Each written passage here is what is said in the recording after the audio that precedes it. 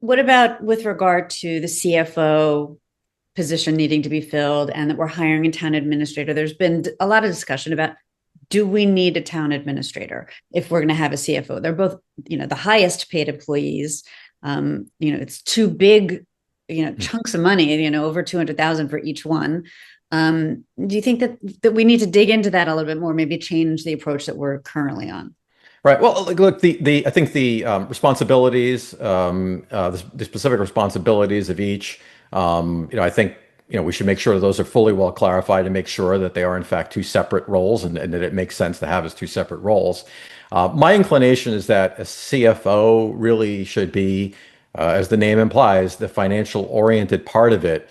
There is a lot in building financial statements and bookkeeping. To do that right and do it accurately.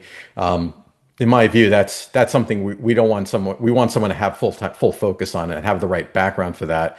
Whereas the administrator, that really is more of an operational role.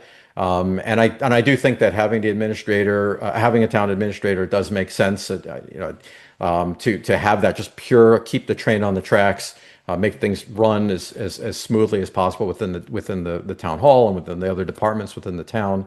So my inclination is that it should make sense to have them separate, but I don't think it's a wrong question to ask, for the very reasons you mentioned, that it's obviously a financial burden on the town.